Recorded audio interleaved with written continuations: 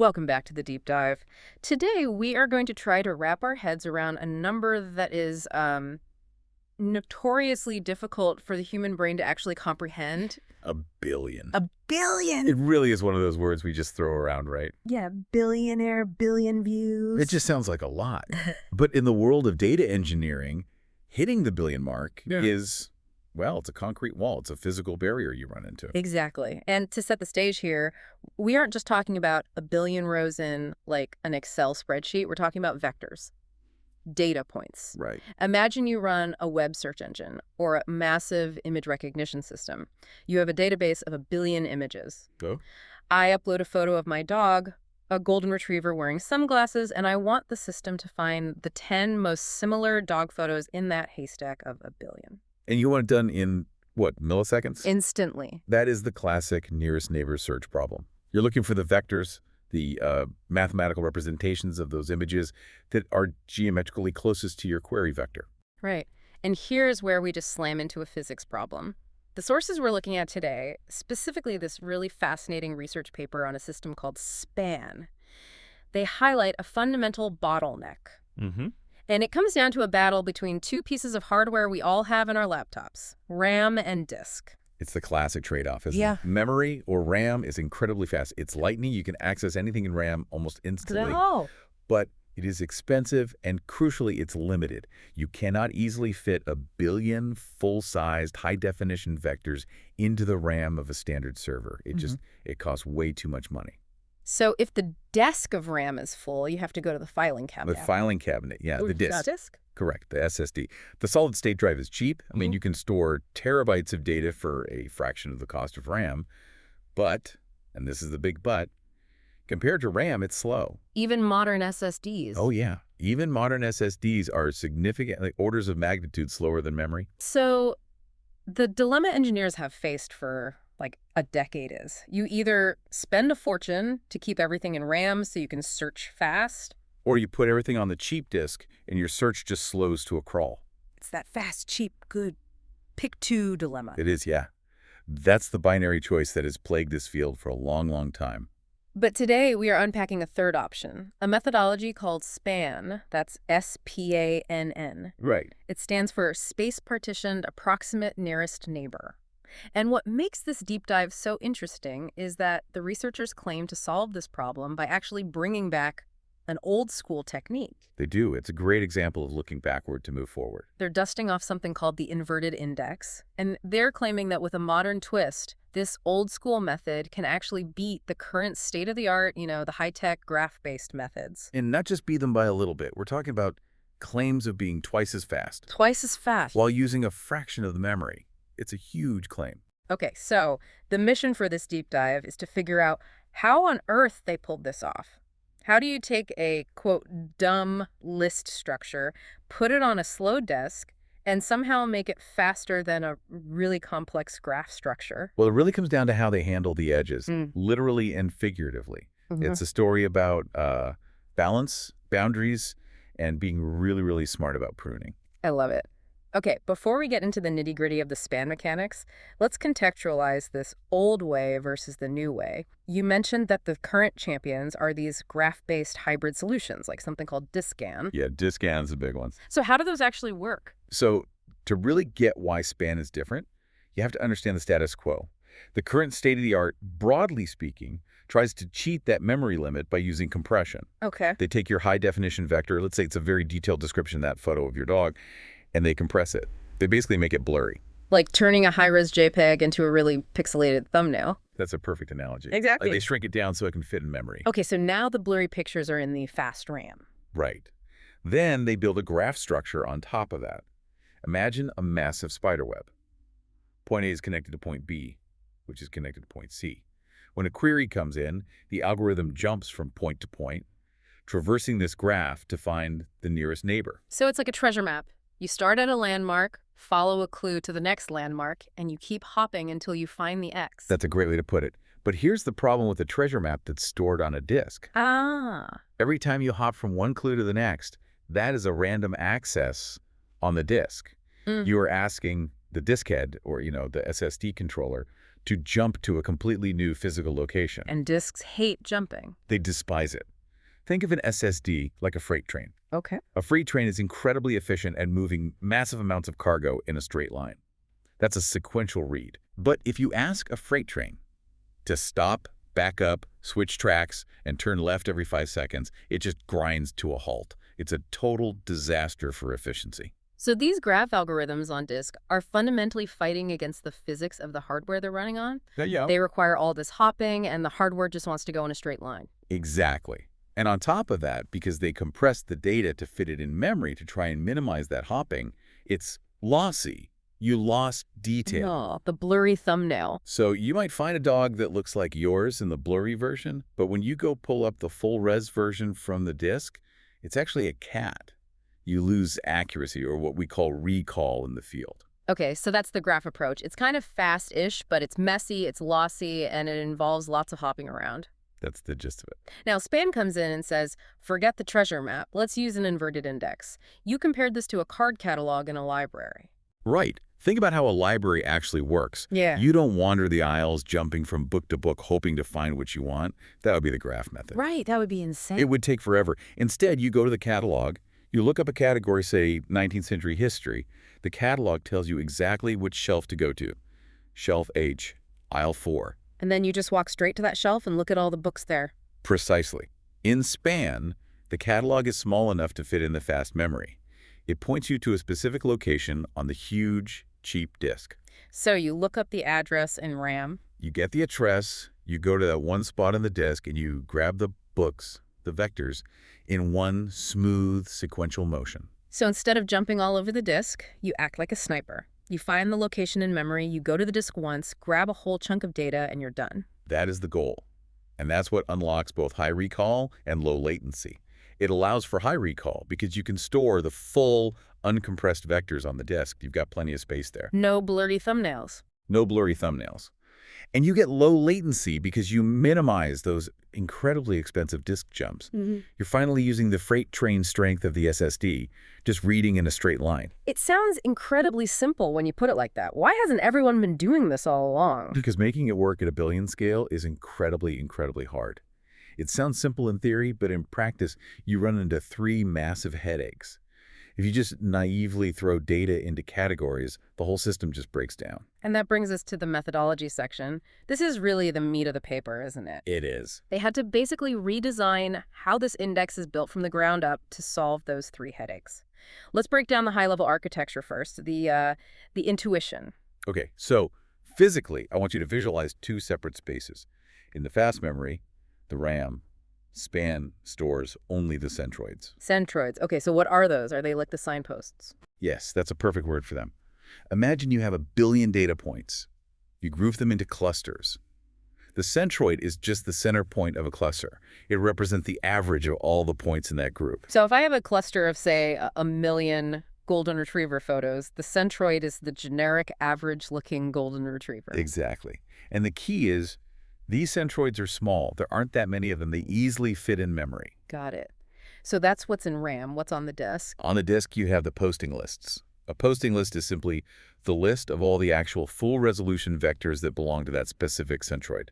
So the centroid is the label on the drawer in the filing cabinet. Yes. And the posting list is the big stack of actual files inside that drawer. Perfect. So the workflow is this. A query comes in. The computer quickly scans the centroids in memory to find the closest match. It says, aha, this query looks most like the golden retriever centroid. Okay. It gets the address for that drawer from memory. Then it goes to the disk, opens that one specific drawer, and pulls out the entire posting list. And because it's just a list, a single file, it can read it sequentially, no jumping around. Correct. It reads that whole list into memory, and then, and only then, does it do the fine-grained search within that small group to find the absolute best match. Okay, that's the dream scenario. That's how it's supposed to work. But you mentioned 3 headaches. 3 huge ones. Let's look at problem number 1. The disk access bottleneck, or what the paper calls posting length. Right. Remember, the ultimate speed limit here is reading from the disk. Even if we aren't jumping around, just reading data takes time. If a posting list is too huge, Let's say one of your clusters has 10 million photos in it. Whoa. Reading that entire list from the disk is going to take forever. It's like going to the library, finding your category, and then realizing that category has 500 shelves of books you have to scan through. Exactly. You can't scan that quickly. And on the flip side, if the lists are too small, you have to visit too many of them to find your answer, which just leads us back to the jumping problem we were trying to avoid. And there's an unevenness problem too, right? Because I imagine standard clustering algorithms don't produce neat, even piles. No, not at all. In the real world, data is incredibly clumpy. We call this the long-tail distribution, or sometimes Zipf's law. Give me a real-world example of this clumping. Think about photos on the internet. Hmm.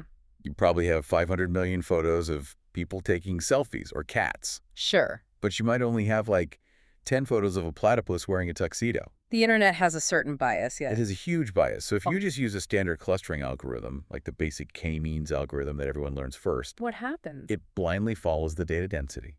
It will create one absolutely massive selfie cluster that contains half your database and then thousands of tiny microscopic clusters for all the rare stuff. And why is that a complete disaster for a search engine? It creates something called latency jitter.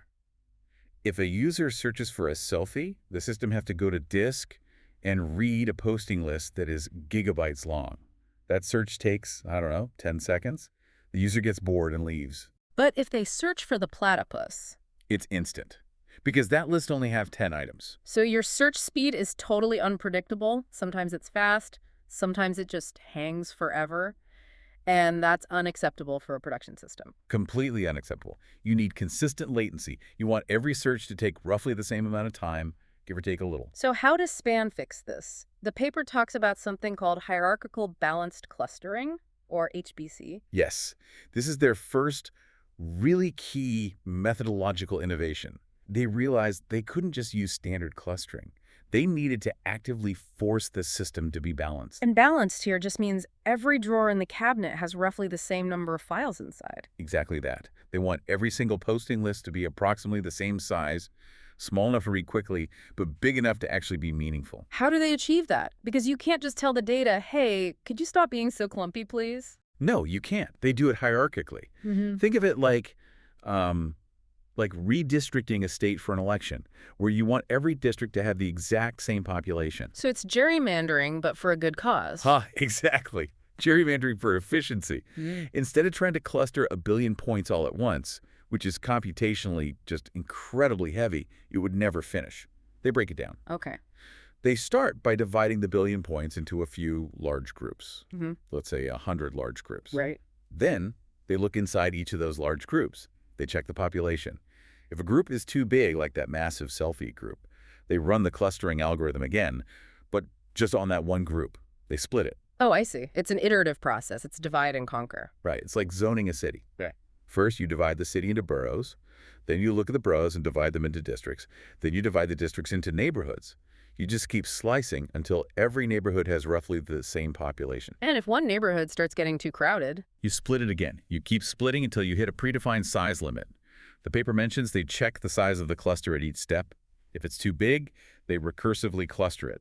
It's a very elegant solution. so the giant selfie category gets broken down into selfies in bathrooms, selfies in cars, selfies with friends, until each of those little sub-buckets is a manageable size. Precisely. And that uniformity is absolute magic for engineering. It means you can predict very accurately exactly how long a disk read will take. It guarantees that no matter what you are searching for, the cost of the search is stable and predictable. Okay, so we've organized our library. All the shelves have the same number of books thanks to HBC, but now we run into problem number 2, and this is the one that I found really interesting visually, the boundary issue. Yes. This is the silent killer of accuracy in any kind of partition system. The paper has this great yellow point diagram. Let's try to paint that picture for everyone listening. Imagine you have 2 clusters sitting right next to each other, cluster A and cluster B. Right. Imagine 2 circles on a piece of paper that are just touching. The center of circle A is centroid A. The center of circle B is centroid B. Now imagine a data point, let's call it the yellow point, like in the paper, that sits right on the border between them. Okay. It is technically inside circle A. Maybe it's just 1 millimeter closer to the center of A than it is the center of B. So under the strict old school rules of partitioning, that point gets filed into posting list A. Period. End of story. Right. But now imagine a query comes in, and the query lands just on the other side of that border. It lands inside circle B, just millimeters away from our yellow point. Okay, I see where this is going. Here is the trap, right? Yeah. The system looks at the query, it measures the distance to the centroids, it sees that the query is slightly closer to centroid B, so it decides, I will only search inside posting list B. And it completely misses the yellow point. Completely. Even though the yellow point is literally right next to the query, the system blindly ignores it because it was filed in the wrong drawer. Exactly. Because you created this hard partition, this arbitrary fence, you completely severed the natural relationship between those two neighbors. You destroyed the recall. You missed the true nearest neighbor because of a line you drew in the sand. That sounds like a fatal flaw. I mean, if I'm searching for a specific song and it's filed under pop, but my search query leans just slightly R&B, I might miss the perfect match just because it was sitting on that borderline. It is a fatal flaw. And in high-dimensional space, which is what these vectors live in, almost everything is near a boundary of some kind. This isn't a rare edge case. It happens constantly. So this is the second headache. How does SPANN fix the fence problem? They introduce posting list expansion, or what they call closure. Closure.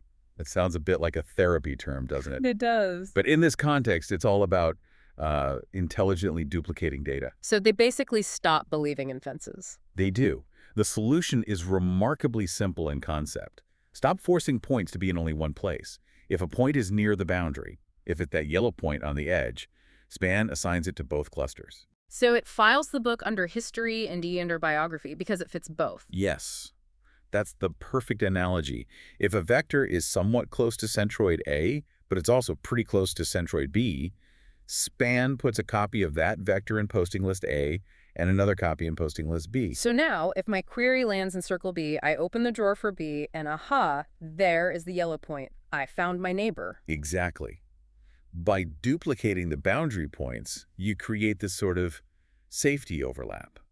You ensure that no matter which side of the border the query lands on, the neighbor is there waiting to be found. But wait a minute, my inner sysadmin is starting to scream again. I've been waiting for this. Doesn't this just bloat the index? If we start duplicating everything that's kind of close to any boundary, aren't we going to fill up the disk with millions of copies? That is the risk.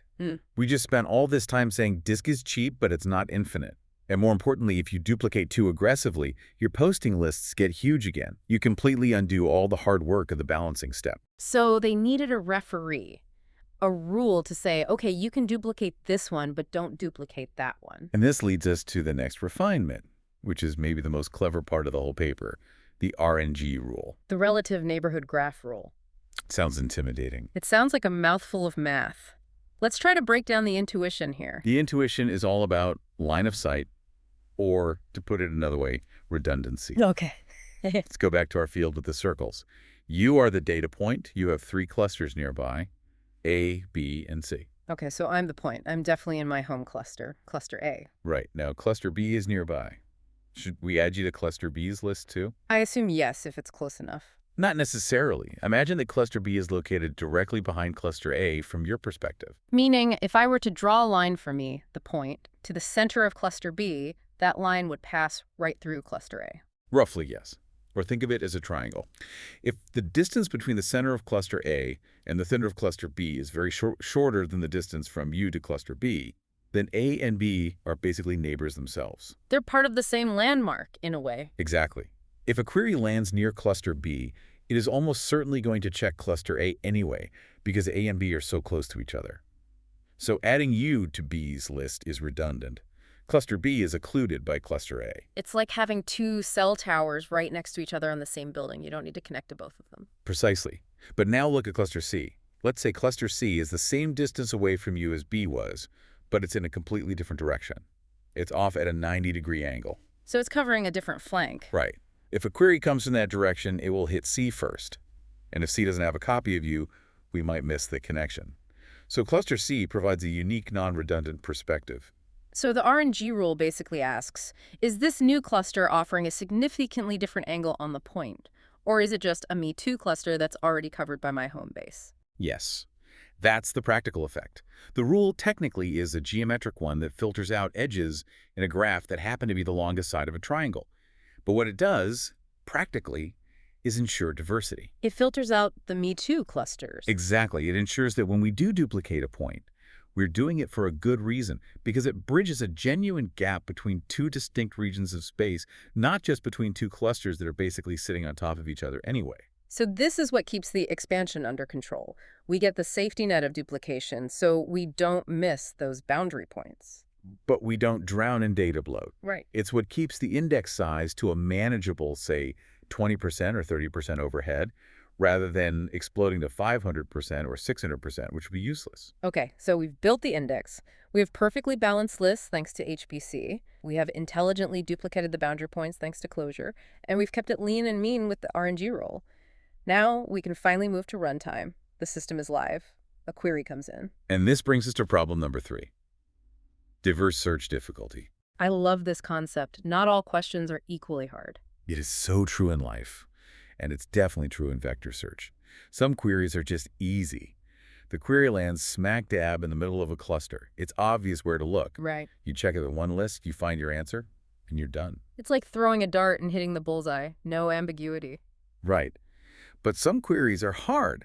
They land in no man's land right in the empty space between 5 different clusters. Or they land in a really sparse area of the data where the newest neighbor is actually quite far away. Right. And in traditional systems, you usually just set a fixed parameter. You say, okay, for every single query, we will search the top 10 closest clusters. Which is incredibly inefficient. For the easy query, searching 10 clusters is a total waste of time and resources. You probably found the right answer in the very first one. Why are you opening 9 more drawers? But for the hard query, 10 might not even be enough to find the right answer. Exactly. So you're wasting resources on the easy ones, and you're still failing the hard ones. It's the worst of both worlds. So SPANN introduces query-aware dynamic pruning. Dynamic pruning, that implies it's making these decisions on the fly, query by query. It is. It happens in real time for every search. When a query arrives, the system calculates the distance to the nearest centroid. Let's say that distance is x. Then it immediately looks at the second closest centroid. And it compares the two distances. Right. It asks a simple question. Is the second centroid significantly further away than the first one? Okay. If the first centroid is at distance 1 and the second one is at distance 100, well, there's no point in looking at the second one. It's way too far away. So you prune it. You prune it. You cut it off right there. You just search the first one and go home. We are lazy, but in a smart way. But what if the first centroid is at distance 1 and the second one is at distance 1.1? Well, now they're basically tied. The query is sitting right on the fence between them. Yeah. So we absolutely need to look at both of them to be sure. So the system has a kind of budget of patience, essentially. It looks at the list of candidate clusters and draws a line where the quality starts to drop off sharply. Yes. It uses a parameter. We could call it epsilon, though we promise no math. But it's basically a threshold. Yeah. If you are within, say, 10% of the best matches distance, you're in. If you're further out than that, you're out. What I really like about this is how it manages resources. It means the system is allocating its energy, its disk reads, where they're needed most. And that is absolutely crucial for overall system throughput. If 80% of your queries are easy, you want to clear them off the server instantly. Get them out of the way. Right. That frees up your CPU cycles and your disk bandwidth to deal with the 20% that are genuinely hard and require checking multiple lists. It creates a huge average speed up for the whole system. Huge. The paper shows that for many real-world data sets, most queries only end up needing to check a tiny handful of lists, sometimes just 1 or 2. So to bring it all together, we have a system that offline balances its filing cabinets. It intelligently photocopies the tricky files that live on the borders using geometry. And then when a user asks a question, it smartly decides exactly how many of those cabinets it needs to open to find the answer. That is SPANN in a nutshell. It's a lot of offline work for a very simple, very fast online search. So let's look at the scoreboard. We've talked about the theory, which is really elegant. But how does this actually compare to the old way, to DiskANN and the other graph-based methods? The paper makes some pretty bold claims. The results they published are very, very strong. First, let's look at recall, which is, accuracy. Did you find the right answer? Yeah. SPANN consistently hits over 90% recall, often 95% or higher. And that's primarily because they aren't compressing the vectors on the disk, right? They're looking at the real data. Correct. This is the big payoff of using the disk properly. When they fetch a posting list, they're looking at the real high-resolution data. They aren't squinting at a blurry thumbnail. So once they find the right neighborhood, they almost never make a mistake in identifying the actual nearest neighbor. Okay, so accuracy is top-notch. What about speed? Latency? This is the surprising part. You would think that scanning lists of data is slower than the clever treasure map graph. It feels like it should be. It does. But because SPANN minimizes those random disk reads, it just does one or a few sequential reads and then stops, it ends up being significantly faster. The paper reports it is more than 2 times faster than DiskANN to reach that same 90% accuracy level. A 2x speedup is massive in this space. I mean, that cuts your server bill in half, potentially. Or it lets you handle double the user traffic with the exact same hardware. It's a huge deal for a business. And speaking of hardware, let's talk memory. That was the original bottleneck that started this whole deep dive. This is really the knockout punch. SPANN uses only about 10% of the memory compared to the pure in-memory solutions. Wow. And significantly less than even the hybrid graph solutions like DiskANN. Because all it needs to keep in that expensive, fast RAM are those centroids. Just the signposts, that's it? Yeah. All the heavy data stays on the cheap disk where it belongs. So high recall, low latency, low memory cost. And Minimum. it seems like the holy grail, the trifecta. But I know you're going to tell me there's a catch. There is always a catch. Yeah. Trade-off is the most important word in engineering. Nothing is ever free. Right. And this leads us to the final part of our discussion, the summary. What is the essential trade-off here? We've been praising the search phase this whole time, but we hinted that the build phase is complicated. That is the tax you pay with SPANN. It shifts all the complexity. In a simple system, indexing is fast, you just throw the data in, but searching might be slow. Right. In SPANN, they made a very conscious decision to make the index building phase incredibly heavy and complex. Right. I mean, think about what the computer has to do before a single person can search anything. It has to run this hierarchical balanced clustering. Which is an iterative, heavy mathematical process on a billion vectors. Then it has to calculate the boundary conditions for every single one of those billion points to do the closure assignment. And then, for all of those potential duplicates, it has to run the RNG geometry checks to prune them down. This is a massive offline computation. It must take a lot of time and a lot of CPU power to build one of these indexes. It does. And if you have data that's changing constantly, if you're adding new data every minute, updating this index is an expensive operation. But the philosophy is, I will work really, really hard once so that I can be lazy a billion times later. Exactly. They front-load the pain, they make the index builder sweat so that the search server can just breeze through queries. And in a production environment, like a web search engine or an image database, that is almost always the right trade-off. Because you build the index once a day, or maybe once a week. But you serve queries thousands of times a second. The online efficiency is what matters most. It's a really smart engineering decision when you frame it like that. It proves that sometimes a dumb list structure, the inverted index, can actually beat a smart graph structure if you are willing to put in all the work to organize that list perfectly beforehand. It's a choice between organization versus navigation. Oh, I like that. Graphs are all about smart navigation through a messy, disorganized world. SPANN is about organizing the world so perfectly that navigation becomes trivial. You just look up the address and go. That's a great way to put it. Organizing the world so perfectly that navigation becomes trivial. And it raises a really fascinating question for the future, I think. SPANN revived the inverted index, which is technology from, the 70s and 80s, because modern hardware, specifically fast SSDs, changed the rules of the game. Right. The old assumptions were no longer valid. Exactly. So the provocative thought is, what other outdated algorithms are just sitting there in dusty old textbooks waiting to be resurrected? Maybe the best solution for tomorrow's big AI problem isn't some brand new invention, but an old idea that just needed the right hardware to finally shine. That is a provocative thought to leave you with. Sometimes the way forward is to look back. Indeed. Thanks for joining us on this deep dive into SPANN. We hope you'll never look at a library card catalog or your search bar the same way again.